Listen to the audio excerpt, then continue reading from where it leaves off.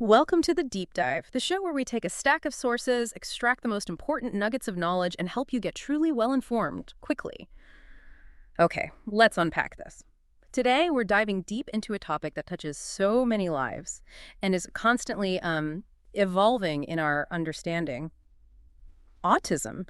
We've pulled together extensive source material for this deep dive, primarily from a comprehensive Wikipedia article, so it gives us a really rich and detailed foundation to explore. Yeah, absolutely. Our mission for you today is to distill the most vital insights from this wealth of information. Yeah. We want to offer you a clear, well-informed perspective on what autism is, how it's understood now, and what it means for individuals and society. And as we navigate the subject, prepare for some genuinely surprising facts, I think, and maybe some shifts in perspective. This is going to be an illuminating journey.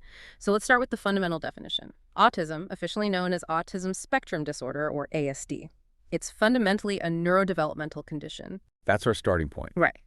And right from the outset, it's crucial to grasp its key characteristics.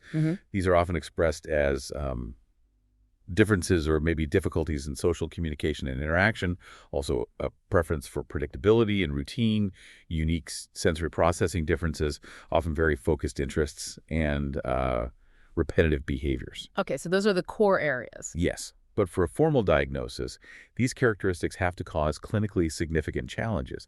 They need to impact multiple areas of daily life. Right, not just minor traits. And here's where it really starts to get interesting. It's Yeah. not a straight line from mild to severe, as many might think.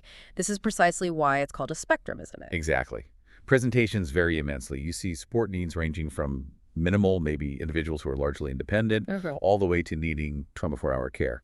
And some autistic people are non-speaking. It's a vast landscape of human A experience. huge range. And it's important for you to understand that autism is usually lifelong. Currently, there's no known cure. Now, we have observed a significant increase in diagnoses since the 1990s. Yeah, you hear about that a lot, an epidemic. Well, that term is misleading. It isn't really an epidemic in the traditional sense. It seems to reflect broader diagnostic criteria, definitely increased awareness, and wider access to assessment, too. For some context for you, the World Health Organization estimated about 1 in 100 children were diagnosed between 2012 and 2021. But in the U.S., the CDC's 2022 data suggests it's closer to 1 in 31 children. Quite a difference. Wow, 1 in 31, that's significant. Yeah. And pause-wise, you mentioned it's complex. Very complex. The exact causes aren't fully known, but we understand it to be highly heritable. Genes play a big part. Many genes involved, right? Hundreds, potentially. And environmental factors seem to have only a small role, mainly prenatal, from what we understand currently. Now, shifting to how we officially understand and classify autism. The diagnostic frameworks themselves have evolved quite a bit. The DSM-5, that's the American manual from 2013, and the ICD-11, the international one, fully effective in 2022. They both unified previous diagnoses. Like Asperger's and classic autism. Exactly. Asperger's syndrome, classic autism, even things like childhood disintegrative disorder and PDD-NS, which is a kind of catch-all category, they're all folded into this single ASD diagnosis. The main reason was just the unclear boundaries between those older terms. It was getting confusing. Okay, so one umbrella term now. But do the manuals categorize it the same way? Not quite. They differ in how they categorize the support needs. The DSM-5 uses a level system, level 1 needing the least support, up to level 3 needing very substantial support. The ICD-11, on the other hand, it uses intellectual impairment and language impairment as separate factors you assess alongside the main diagnosis. Interesting differences. And this all feeds into a bigger question, one that's really active in the community right now. Is autism fundamentally a disorder, or is it simply a difference? Research seems to be encouraging, well, alternative ways of thinking, right? Moving beyond just those traditional criteria. That's a crucial point, yes. It's led to the development of the neurodiversity affirming framework. This framework views autistic traits not necessarily as deficits, but as a healthy variation of the human brain. But it still acknowledges the challenges. Oh, absolutely. It absolutely recognizes the very real challenges and disability many autistic people experience. But it fundamentally shifts the perspective away from seeing autism solely as something to be fixed or cured.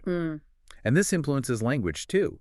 Health authorities like the NIH in the U.S. or the NHS in the U.K. now recommend less pathologizing terms. Like saying characteristics instead of... Exactly, or So- likelihood instead of risk. And generally avoiding terms like treatment or cure when referring to autism itself, focusing instead on support. Okay, so with that evolving understanding, let's dive into how autism actually presents in daily life. Keeping in mind, as you said, that variability is key. These characteristics, they often show up early, right? Infancy or childhood? Yes, often first observable then, and they tend to persist throughout life, though how they manifest can change. So on the social and communication front, the diagnostic criteria look at difficulties across three main domains. First, there's social emotional reciprocity. This might show up early on, like little or no babbling in infancy, or maybe challenges with back and forth interactions like peekaboo. Okay. Later, it might look like what appears to be social naivety, perhaps difficulty intuitively reading body language, or maybe struggling with things like sarcasm. Second is nonverbal communication. Autistic people might display atypical nonverbal behaviors. Infrequent eye contact is common. Which isn't necessarily disinterest, right? Exactly. Often they find it uncomfortable or distracting. They might also struggle to recognize emotions from others' facial expressions, or have an atypical voice volume or prosody, the rhythm and intonation of speech. And the third domain is developing and sustaining relationships. In childhood, maybe less apparent interest in other kids or more focus on objects than caretakers. What might seem like self-involvement to non-autistic people often stems from autistic differences in recognizing or prioritizing others' perspectives or interests. That leads into the double empathy problem you mentioned earlier. Precisely. That theory from 2012 suggests it's not just a one-way street, not just autistic people struggling to understand neurotypicals. It's more a fundamental lack of mutual understanding and empathy between both groups. Wow. And what's really insightful is research showing that autistic-to-autistic interactions can be just as effective, sometimes even more so, for transferring information as neurotypical-to-neurotypical interactions. That's fascinating. So the communication problem might actually be the interface between different neurotypes, not an inherent deficit in one group. That's exactly what the theory suggests. It shifts the burden away from solely the autistic individual needing to adapt.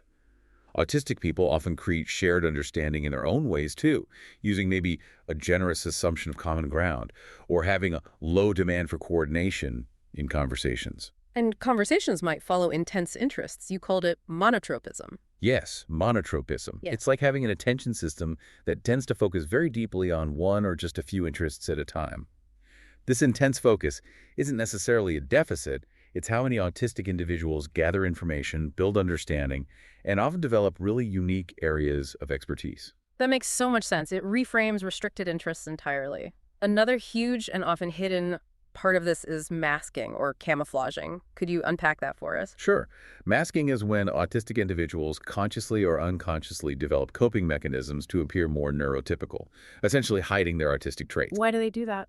Often to fit in, avoid stigma, bullying, or negative judgment. But it comes at a tremendous cost. It's strongly linked to worse mental health outcomes, anxiety, depression, burnout, and it can significantly delay diagnosis, preventing access to vital supports. It sounds exhausting, and like it's not just a personal struggle, but maybe a societal issue. How do we unknowingly contribute to this pressure to mask? That's a great question. When society has very rigid expectations of normal social interaction, or when we don't explicitly value neurodiversity, we inadvertently create environments where masking feels necessary for survival. We end up stifling authentic identity and creating immense internal pressure without even realizing it. That's a powerful insight for everyone listening. Moving on to the second core feature area, restricted and repetitive behaviors, or RRBs. This includes repetitive physical movements, often called stimming, things like hand flapping, rocking, spinning. And these aren't just meaningless movements. No, not usually. They often serve a real purpose, maybe self-regulation during stress or anxiety, or expressing excitement, or dealing with sensory input. This category also includes a strong adherence to routines and resistance to change. Even small, unexpected disruptions can cause significant distress for some. Right. Many autistic individuals also have highly restricted and intense interests. While sometimes seen negatively from the outside, these can actually bring huge personal fulfillment and lead to deep, specialized knowledge. Like the monotropism we discussed. Exactly. And finally, unusual reactions to sensory inputs are very common. This could be hypersensitivity and aversion to certain sounds, lights, textures. Or it could be hyposensitivity, maybe an apparent indifference to pain or temperature, or seeking out strong sensory experiences. And this is different from, say, OCD. Yes, that's an important distinction. While some behaviors might look similar on the surface, OCD typically involves distressing obsessions and compulsions aimed at preventing a feared negative outcome. Autistic RRBs are generally not driven by that kind of specific fear. Got it. And what about language itself? You mentioned non-speaking individuals earlier. Yes, there's a wide spectrum here too. Many autistic children develop language skills, but perhaps at an uneven pace.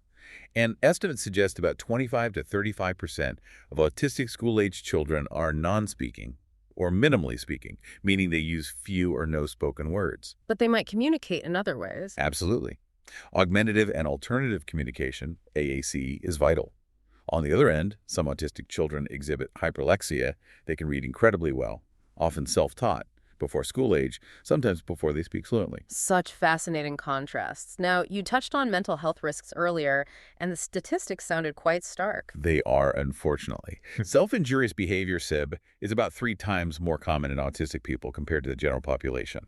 It's often misunderstood, but can be a way to communicate needs, cope with overwhelming sensory input, or manage intense emotions when other methods aren't available or effective. That's crucial context. And depression is significantly higher, maybe 4 times more likely.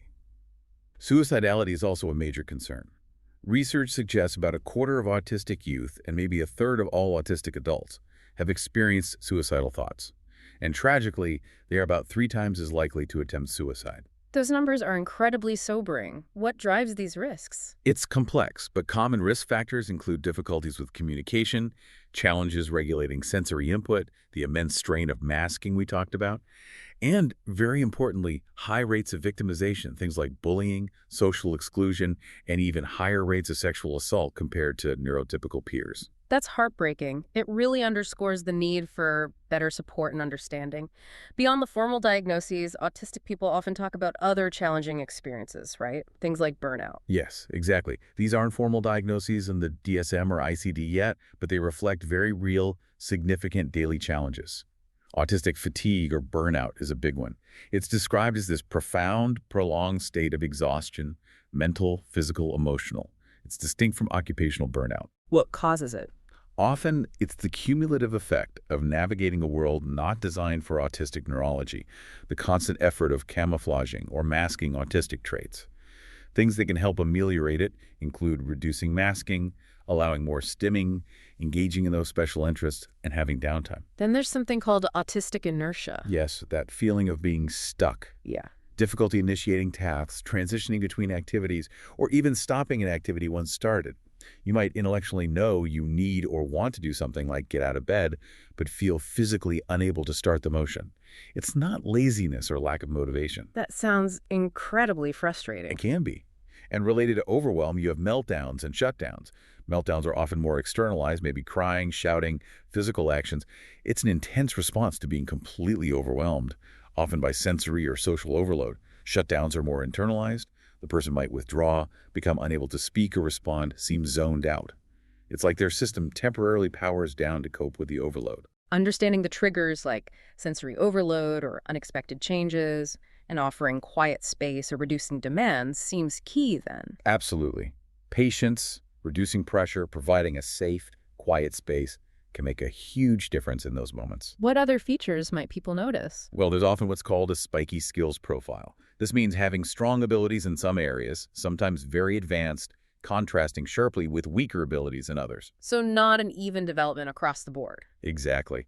Someone might excel at complex pattern recognition, say, but really struggle with daily living skills or motor coordination. Occasionally you see splinter skills or even savant syndrome.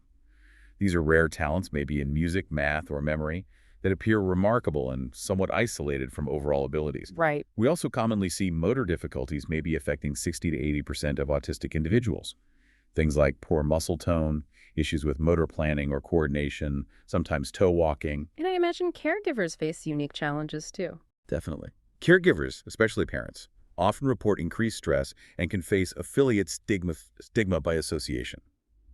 However, it's also true that autistic family members can sometimes offer a deeper, more intuitive understanding of an autistic child's needs and communication style, which can be incredibly valuable. That makes sense. Now, you mentioned earlier how autism often doesn't exist in isolation. Let's talk about co-occurring conditions. Yes, this is really important. Various conditions frequently co-occur with autism. Sometimes this can complicate diagnosis, leading to what's called diagnostic overshadowing. Meaning the autistic traits might mask or be mistaken for symptoms of another condition, or vice versa. Exactly. For instance, ADHD is very common. Estimates range from 25% up to maybe 32% of autistic people also have ADHD. Epilepsy occurs in about 10%.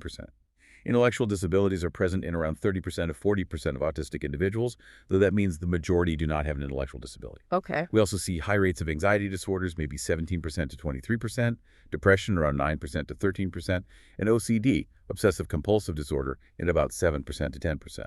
And are there others beyond those main psychiatric ones? Yes, certain genetic conditions are linked to what's called syndromic autism. Gastrointestinal problems like constipation or stomach pain are frequently reported. Sleep issues are also very common and can significantly impact daily functioning. And you mentioned gender dysphoria earlier. Yes, there's emerging, though still tentative, evidence suggesting higher rates of gender dysphoria among autistic people compared to the general population. It's an area needing more research, but adds another important layer to consider regarding identity and experience. Wow. So autism really is interwoven with so many other aspects of health and identity. It truly is. Which leads us to thinking about support and management. Here, perspectives can differ quite significantly. The more traditional medical model might focus on interventions aimed at addressing the core characteristics of autism, whereas the neurodiversity movement generally supports interventions aimed at enhancing functional communication, managing related issues like anxiety or inertia, or maybe addressing behaviors considered harmful. But not trying to change the fundamental autistic way of being. Exactly. Not seeking to alter core autistic features, but rather supporting the individual to thrive as an autistic person. So it's a shift in the goalposts, really. You could say that. It's about empowering the individual within their neurotype. What kinds of non-drug interventions are common? Well, things like intensive special education tailored to individual needs, speech and language therapy, cognitive behavioral therapy, often adapted for autistic communication styles, and occupational therapy are frequently used. The goal is generally to increase functional independence, quality of life, and well-being. And what about ABA, Applied Behavior Analysis? That one seems quite controversial. It is. ABA is a widely used behavioral therapy, particularly in the U.S. It aims to teach desired behaviors and reduce undesired ones, often using reinforcement, like rewards. Early intensive ABA programs are often cited as effective for improving language and adaptive skills in autistic preschoolers. But the criticisms. They are significant and come from many autistic adults and advocates. Concerns include ethical issues like creating prompt dependency, an overemphasis on compliance, and suppressing natural autistic behaviors like stimming, and the fundamental argument that it often aims to make children appear more neurotypical rather than actually supporting their autistic identity and needs. And there are issues with the research itself. Yes, concerns have been raised about unreported conflicts of interest in some ABA research, which can make it harder to evaluate its effectiveness and applicability objectively. It's a really complex and debated area. It sounds like it. So regardless of the specific therapy approach, inclusion seems crucial. Absolutely vital. In education, for example, models like Universal Design for Learning, UDL, aim to create curricula that are accessible to everyone from the start.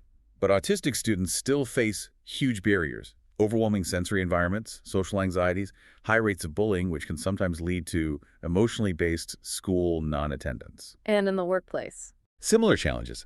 Many autistic adults are unemployed or underemployed despite having valuable skills. Barriers range from navigating the social demands of interviews to coping with sensory aspects of the workplace. But adjustments can make a big difference. Huge difference. Reasonable adjustments like flexible hours, providing noise-canceling headphones, clear communication protocols, maybe mentorship programs. These don't just support autistic employees. They often benefit employers, too, bringing diverse perspectives, intense focus, loyalty, and innovation to the workplace. It's a win-win when done right. That's a really important point for employers listening. Now, what about medications? Right, pharmacological interventions. It's crucial for you to understand that medications are used to manage co-occurring conditions like severe aggression, self-injury, anxiety, or ADHD symptoms, not the core features of autism itself. There's no pill for autism. Okay. Are any specifically approved? In the U.S., the FDA has approved 2 atypical antipsychotics, risperidone and aripiprazole, specifically for reducing irritability, aggression, and self-injurious behaviors in some autistic children and adolescents. But they come with potentially significant side effects, like weight gain and metabolic issues, and should be used very cautiously, usually when behavioral approaches alone haven't been sufficient. Overprescription is a concern. And this leads to the really critical warning about unproven, potentially harmful alternative treatments. Yes, extremely important. You absolutely must warn listeners about dangerous and disproven so-called treatments. This includes chelation therapy, which attempts to remove heavy metals, but has no basis for autism and has tragically led to documented deaths. Oh my goodness. Also, bleach-based solutions, like Miracle Mineral Solution, MMS, these are incredibly dangerous industrial chemicals, not medicine. And certain dietary interventions like strict gluten-free and casein-free GFCF diets. While some individuals might have specific sensitivities, there's no strong evidence they help core autism features for most people, and they can lead to nutritional deficiencies and even harm, like reduced bone thickness. So always consult qualified medical professionals, not questionable online sources. As always. On a more positive note, some complementary therapies show emerging evidence for improving well-being, not curing autism. Things like mindfulness-based practices adapted for autistic individuals and music therapy seem promising for some. Okay, so we've covered what autism is, how it presents, how it's supported, which brings us back to that big question, why? What do we actually know about the causes? It's the million-dollar question, isn't it? The bottom line is the exact causes are still unknown. Autism is understood as a complex condition. It likely involves multiple, often co-occurring contributing factors influencing brain development. It's very unlikely there's a single cause for all autism. But genetics are a major piece of the puzzle. Definitely the largest piece we currently understand. As we said, autism is highly heritable. Estimates range from 74% up to 93%. This involves potentially hundreds of different genes, many with small individual effects, interacting in complex ways. It's not like a single autism gene. And you mentioned de novo mutations. Yes, these are spontaneous genetic changes that appear in the individual but aren't inherited from the parents. They can play a role, especially in families where only one child is autistic. There's also a link between de novo mutations and older paternal age. Okay, so genetics are key. Now, we absolutely have to address some of the myths that have caused so much harm. The refrigerator mother idea. Yes, we must debunk that firmly. This was a theory from the mid-20th century, psychoanalytic in origin, that wrongly blamed autism on cold, rejecting, emotionally refrigerated mothers. It has been thoroughly, completely disproven by decades of research showing the biological basis of autism. But it caused immense, unwarranted guilt and stigma for parents, especially mothers, for a long time. A truly damaging myth. And the other big one, the vaccine hypothesis. Right. This is another harmful myth that needs direct refutation. The claim that vaccines, particularly the MMR vaccine or the preservative thimerosal, cause autism is false. It originated largely from a fraudulent 1998 study by Andrew Wakefield. That study was retracted by the medical journal, and Wakefield lost his medical license due to ethical violations and misrepresentation of data. And subsequent research. Massive amounts of subsequent research involving millions of children worldwide have consistently shown no link between vaccines and autism. The claims are biologically implausible, but the damage was done. These myths have tragically led to lower immunization rates in some communities, resulting in outbreaks of preventable diseases like measles and unnecessary suffering and even deaths. It's a public health crisis fueled by misinformation. So the science is absolutely clear. Vaccines do not cause autism. Unequivocally clear. Beyond genetics, are there other scientific theories about the brain and autism? Yes, there are neurocognitive theories trying to explain the processing differences. For example, the intense world theory suggests that the autistic brain might be hyperreactive, leading to heightened sensory perception and emotional intensity, which can be overwhelming. Or the enhanced perceptual functioning theory proposes superior abilities in detecting details. And there are evolutionary hypotheses, too. Like the solitary forager hypothesis. Right, that suggests traits like intense focus, systemizing, and perhaps reduced immediate social drive might have been advantageous in early human environments, maybe for tasks like tool-making, tracking, or understanding natural systems.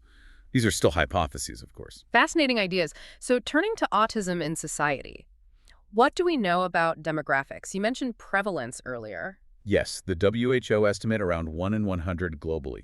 The US CDC closer to 1 in 31. And there's a consistent finding that males are diagnosed more often than females, around 3 times more likely. Why is that? The reasons aren't fully clear. Theories include potential biological differences, but also diagnostic bias. Females might present differently, perhaps with less obvious repetitive behaviors or more internalized challenges. They might also be better at masking, leading to underdiagnosis or later diagnosis. Interesting. And the word autism itself, where did it come from? The term autismus was actually cloned back in 1912 by a Swiss psychiatrist, Paul Eugen Bleuler.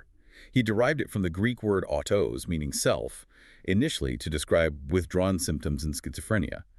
But crucially, decades before it was widely recognized in the West, a Soviet child psychiatrist named Grinya Sukhareva made incredibly insightful observations in the 1920s. Really? What did she observe? Her descriptions of children with what she called schizoid psychopathy, an unfortunate term by today's standards, closely mirror current descriptions of ASD. She noted social peculiarities, repetitive behaviors, sensory sensitivities, and even differentiated it clearly from childhood schizophrenia. Her work was remarkably prescient but largely unknown in the West for decades. That's incredible, the hidden history there. Definitely. And today, we see the impact of the neurodiversity movement and the related autism rights movement. The core idea, as we discussed, is framing autism not as a disease to be cured, but as a natural and valuable variation of the human brain, a part of human diversity. The movement advocates for acceptance of autistic behaviors, societal accommodations, and therapies focused on coping skills and quality of life, rather than normalization. It sounds incredibly empowering for many, but you mentioned earlier there are debates within the autistic community about this framework. Yes, that's important to acknowledge. There is ongoing discussion and sometimes controversy. Some critics, including some autistic people with very high support needs or their families, question whether the neurodiversity paradigm adequately represents their experiences of significant disability and challenge, or whether it sometimes minimizes the difficulties involved. It's not a monolithic viewpoint. Now, that's a vital nuance. It's not always simple agreement. No, human experience rarely is. Yet, despite these complexities, we see public figures really embracing their autistic identity. You mentioned Greta Thunberg. Yes, climate activist Greta Thunberg has openly called her autism a superpower, linking it to her intense focus and unwavering commitment to her cause. And Bill Gates has speculated. Right. Bill Gates has mentioned in interviews that, looking back, he likely would be diagnosed on the autism spectrum if assessed today, relating it perhaps to his own deep focus and different way of thinking. These examples really highlight how those focused interests and different perspectives, sometimes seen as challenges, can also be incredible strengths, leading to unique skills and contributions. We have covered a tremendous amount of ground in this deep dive, from the definitions and the sheer diversity of characteristics, to the complex, often misunderstood causes, the various, sometimes debated approaches to support and management, and the vibrant societal movements really shaping how we understand autism today. Absolutely. And if we try to connect this all back to the bigger picture for you, what we've really unpacked today underscores that autism isn't one single thing. It's a deeply varied human experience that fundamentally challenges our conventional, often neurotypical, understandings of communication, social interaction, learning, even intelligence itself. It truly highlights the incredible richness of human neurological diversity. This deep dive has definitely offered you, our listener, a shortcut to becoming truly well-informed on a complex subject, hopefully packed with some surprising facts and those different perspectives we promised. It really gives you those aha moments that help knowledge stick. So here's a final thought to leave you with. As you go about your day, consider how our societal structures, our workplaces, our schools, even our everyday expectations, how might they need to evolve?